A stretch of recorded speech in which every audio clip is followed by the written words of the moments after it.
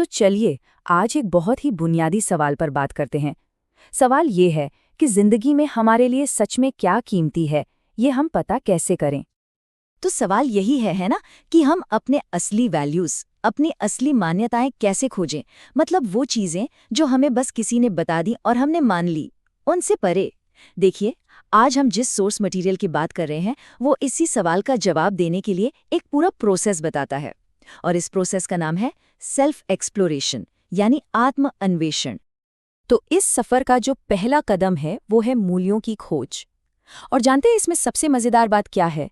ये प्रोसेस ये नहीं कहता कि जो बाहर से सुना है उसे बस मान लो। नहीं, ये कहता है कि सच को अपने लिए खुद खोजना है। तो फिर सेल्फ एक्सप्लोरेशन है क्या? इसका सीधा सा मतलब है अपनी खुद की जांच पड़ताल से अपने दम पर सच्चाई तक पहुंचना। किसी की सुनी सुनाई बात पर यकीन कर लेना नहीं, बिल्कुल नहीं, बल्कि हर चीज को खुद से वेरीफाई करना, खुद से परखना, यही है इसका कोर आइडिया। अच्छा, तो अब सवाल ये उठता है कि ये खुद की जांच पड़ताल होगी कैसे? इसके लिए हमें चाहिए एक टूल, है ना? तो ये प्रोसेस एक बहुत ही खास, एक बहुत ही पावरफुल टूल की बात करता है। हमारा अपना अंदरूनी कंपास। और सोर्स मटेरियल में इसे नाम दिया गया है नेचुरल एक्सेप्टेंस, यानी सहज स्वीकृति। ये नेचुरल एक्सेप्टेंस आखिर है क्या चीज? सोचिए, ये हम सब के अंदर एक तरह की पैदाइशी काबिलियत है।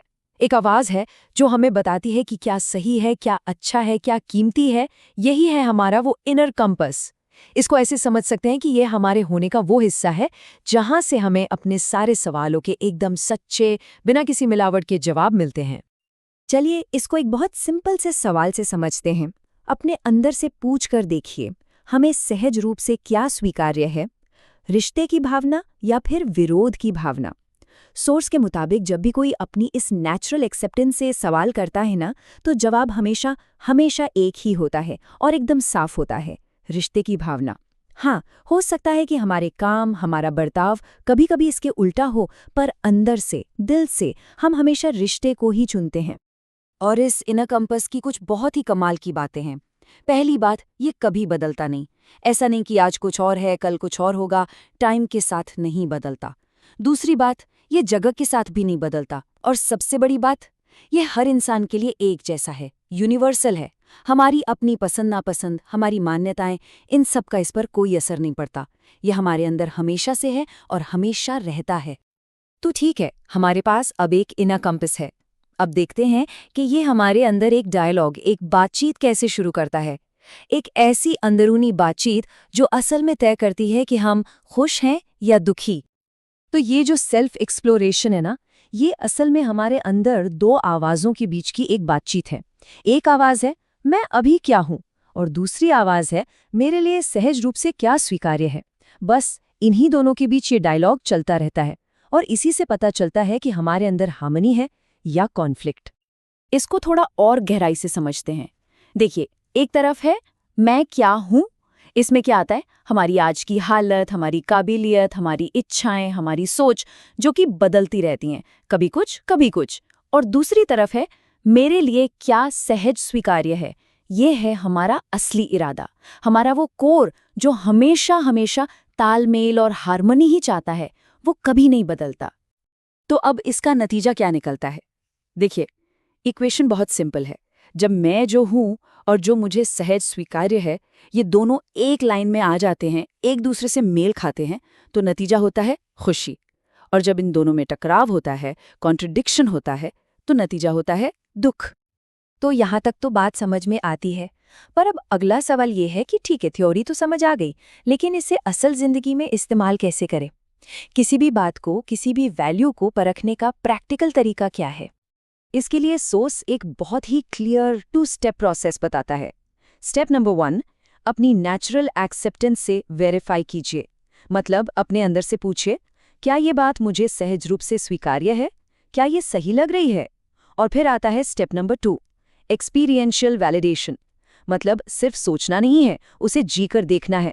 उस वैल्यू के हिसाब से अपनी जिंदगी में चलिए और फिर देखिए कि उसके नतीजे क्या आते हैं। एक एग्जाम्पल लेते हैं। मान लीजिए आप सम्मान की वैल्यू को परखना चाहते हैं, तो पहले आप अंदर से पूछेंगे, क्या सम्मान देना मुझे सहज स्वीकार्य है? जवाब आएगा हाँ। फिर आप इसे जीकर देखेंगे। जब आप लोगों के साथ सम्मान से पेश आते हैं तो क्या इससे आपसी खुशी बढ़ती है, म्यूचुअल हैप्पीनेस होती है? इसी तरह अगर प्रकृति की देखभाल की बात है तो क्या उसे जीने से म्यूचुअल प्रॉस्पेरिटी यानी सबकी समृद्धि होती है? तो अब इस पूरे प्रोसेस को करने का, इस पूरी सेल्फ एक्सप्लोरेशन की यात्रा का फ़ायदा क्या है?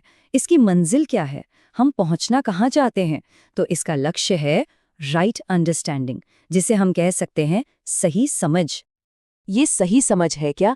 ये हकीकत की वो एकदम साफ सुथरी समझ है जो हमें तब मिलती है जब हम किसी भी बात को अपनी नेचुरल एक्सेप्टेंस और अपने अनुभव, इन दोनों पैमानों पर तौल लेते हैं, परख लेते हैं। तो ये सिर्फ कोई बिलीफ या मान्यता नहीं रह जाती, ये वो क्लैरिटी है जिसे हमने खुद टेस्ट किया है, खुद वेरीफाई किया है। और इस सही समझ की ना 3 बहुत बड़ी खासियतें हैं। पहली, ये अश्योरिंग है, मतलब ये हमें यकीन दिलाती है, हमारे मन के सारे डाउट्स को हटाकर एक कॉन्फिडेंस देती है। दूसरी, ये सैटिस्फाइंग है, हमें संतुष्टि देती है, क्योंकि हर इंसान के अंदर जानने और समझने की एक गहरी इच्छा होती है, ये उसे पूरा करती है। और तीसरी, ये यूनिवर्सल है, मतलब ये हर समय, हर जगह और हर इंसान के लिए एक जैसी सच होती है। तो अगर हम सब कुछ जोड़कर देखें तो ये जो सेल्फ एक्सप्लोरेशन का प्रोसेस है, ये असल में सेल्फ एवोल्यूशन का, यानी खुद को बेहतर बनाने का एक रास्ता है। ये एक तरीका है जिससे हम अभी क्या हैं और हम असल में क्या बनना चाहते हैं, इन दोनों के बीच का फासला कम होता है और हम एक सीध में आते हैं।